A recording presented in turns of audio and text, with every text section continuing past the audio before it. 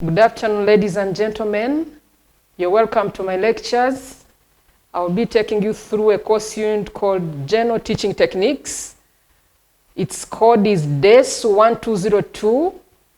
My name is Kabazira Dina, a lecturer at Mountains of the Moon University, and I am teaching diploma in education. I will take you through the course description for this course unit.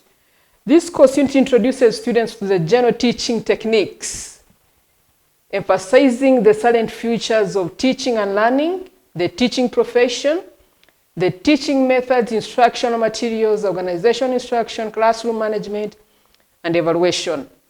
The course equips students with skills on what to teach, that's the content, how to teach, the methodology, and teach with what? These are the teaching aids.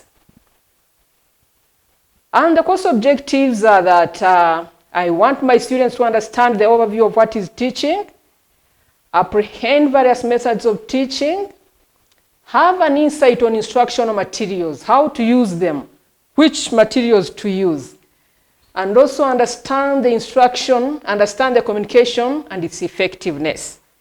Those are our objectives. The learning outcome. If you looked at the objectives, they were basically knowledge-based. When we come to the learning outcome, we're into skills. So at the end of this course unit, I want students to be able to prepare for teaching and teach effectively. Teaching is not teaching unless the students have learned. So when the students learn, we can say teaching has been effective. At the end of this course unit, I want students to be creative enough, especially when it comes to teaching and learning materials. Most times we go to schools, we find people teaching purely with nothing, like a teaching aid or a learning material. It is very important that you guys, my students, will be able to be creative. Another learning outcome is that you should be able to select. Selection is one thing. Apply the suitable method for teaching. You can select a correct method, but use it wrongly. So at the end of this course unit, these are the outcomes I want you to acquire. We will go straight to our topic. Number 1, teaching. What is teaching? When you ask a person what is teaching, it's like an easy word. Everybody understands what is teaching. But if I asked you, what is teaching? Who is a teacher? There is a teacher and a professional teacher. These are the things that we'll be covering in this topic number 1. What is teaching? The meaning of teaching, and who is a professional teacher? We have Jesus Christ, who was a very good teacher, and then there is me also, who is a very good teacher. But we can say one was a spiritual teacher with a calling, and then me, I am a professional teacher. What makes us professional teachers? We will define teaching. Teaching is the process of imparting knowledge, skills, and values from one person to another. Teaching is the process, meaning it's not an event, it's a process of passing on knowledge from one person to another. Passing on skills and values from one person to another. And we're saying teaching is a process that facilitates learning. Ladies and gentlemen, we cannot learn unless teaching has happened or teaching has taken place. Most of the things that we know, things that we do, is because someone took energy, took effort to teach us. The person who imparts knowledge and skills is a teacher, and the one receiving knowledge is the learner. That means there are two people here, the teacher and the learner. We can sometimes teach ourselves, yes, but usually we say teaching has two people discussing, interacting. That is the learner and the teacher. And I want you to remember that where there is no teaching, where there is no learning, there is no teaching. Most times we spend a lot of time teaching, but when learning hasn't taken any place, we say teaching hasn't happened. We can officially define teaching as a systematic process of transmission like electric transmission from one person to another. We can say it's a systematic process of transmitting knowledge, attitudes, skills in accordance with the professional principles. Like I told you, Jesus Christ was a very good teacher, but there were no principles or guidelines for him to teach, purely spiritually guided. For us, the teachers were guided by the professional principles. The teaching profession has got its own guidelines, the ones we call principles. So teaching is a systematic process of transmitting knowledge, attitudes, and skills in accordance with the professional principles. My mother is a teacher. She taught me, but she was teaching me just as a mother, but not as a professional teacher. We can again say that a teacher is a person who facilitates learning. I want you to be underlining these words. A person who facilitates learning by imparting knowledge, skills, and values to students or learners. Who is a teacher today? For a teacher today is a person who has undergone an approved training, like you, my students. You're undergoing a training in diploma in education. So after this training, you'll be called professional teachers. And the training has to take place in a recognized institution. Most times you've seen adverts when they're looking for a teacher, they say from a recognized institution. So a teacher is a person who has undergone an approved professional training in education at a college, university.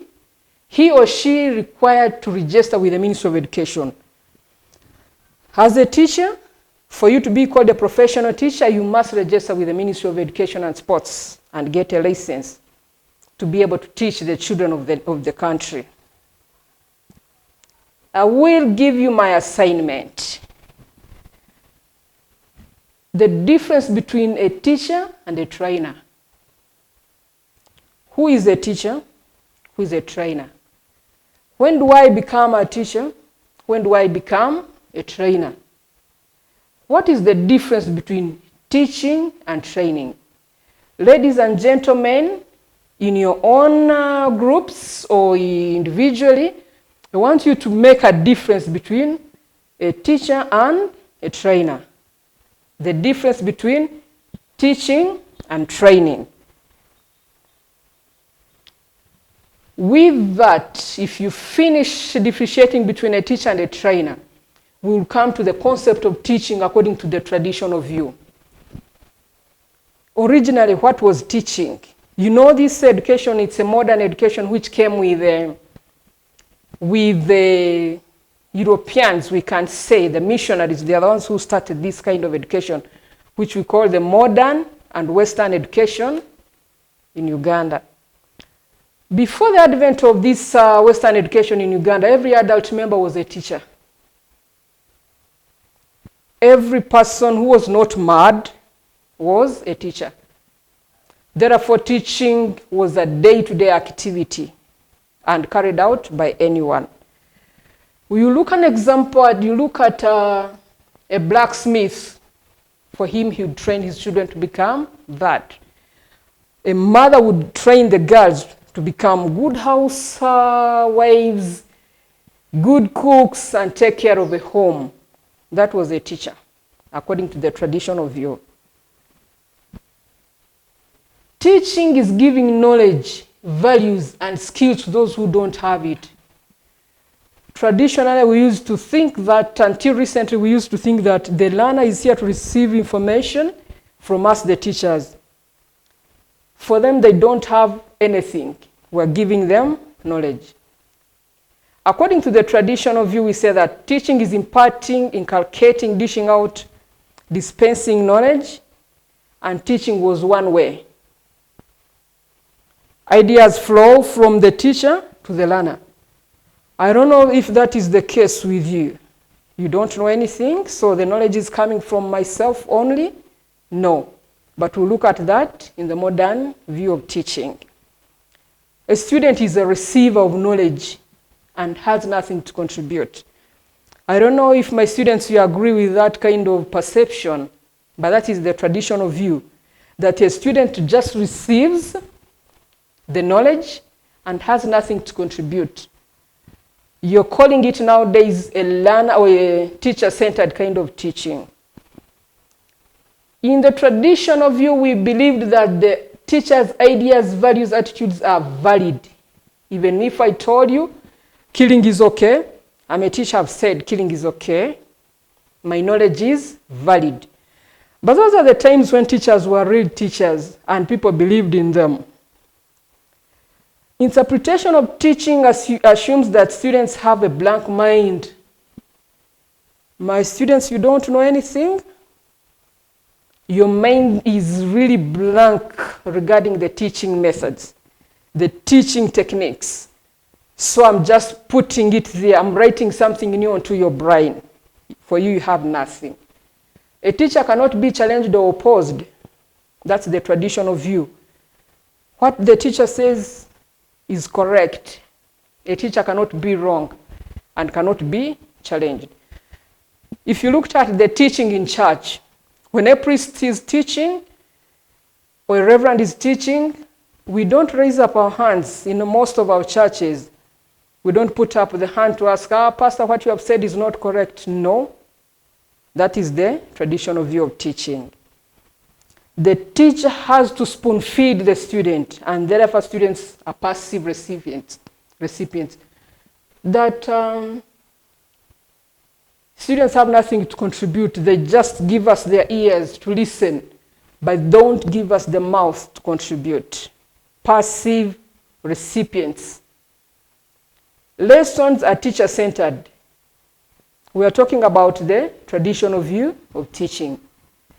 Lessons are teacher-centered. The students is to be spoon-fed. They are passive recipients. They don't contribute anything. They don't question the teacher.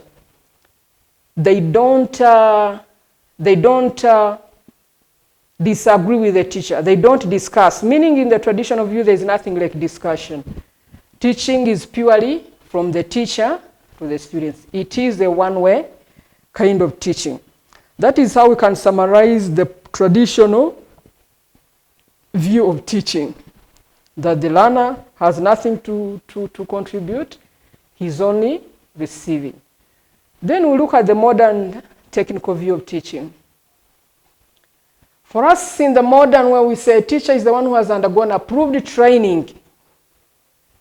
If you can teach without having undergone any professional training in a college or university, you can be a teacher, but will not say you're a professional teacher. And a university must be a recognized one. Mountains of the Moon University is a chartered university, is a public university, so it's a recognized one. When we qualify here, when we finish here, we'll be called professional teachers.